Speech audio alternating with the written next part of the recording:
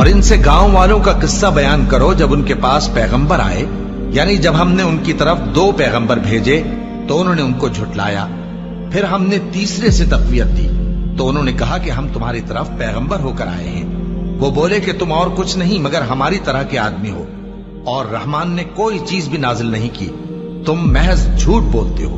انہوں نے کہا کہ ہمارا پروردگار جانتا ہے کہ ہم تمہاری طرف پیغام دے کر بھیجے گئے ہیں، اور ہمارے ذمے تو صاف صاف پیغام پہنچا دینا ہے اور بس۔ وہ بولے کہ ہم تم کو اپنے لیے منحوس سمجھتے ہیں، اگر تم باز نہ آؤ گے تو ہم تمہیں سنسار کر دیں گے اور تم کو ہم سے دکھ دینے والا عذاب پہنچے گا۔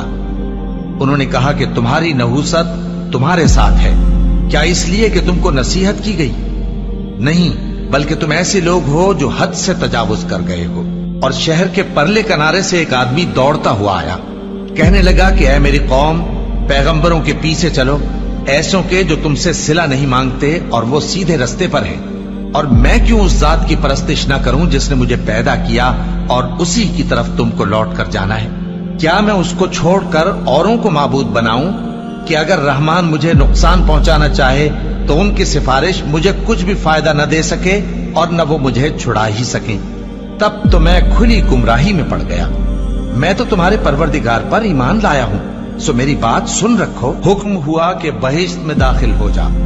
بولا کاش میری قوم کو پتا چل جائے کہ میرے رب نے مجھے بخش دیا اور مجھے عزت والوں میں شامل کیا، اور ہم نے اس کے بعد اس کی قوم پر کوئی لشکر نہیں اتارا اور نہ ہم اتارنے والے تھے۔ وہ تو صرف ایک چنگھاڑ تھی، سو وہ اس سے ناگہاں بجھ کر رہ گئے۔ بندوں پر افسوس کہ ان کے پاس جب کوئی پیغمبر آتا تو وہ اس سے تمسخر ضرور کرتے۔ کیا انہوں نے نہیں دیکھا کہ ہم نے ان سے پہلے بہت سے لوگوں کو ہلاک کر دیا تھا؟ اب وہ ان کی طرف لوٹ کر نہیں آئیں گے اور سب کے سب ہمارے روبرو حاضر کیے جائیں گے۔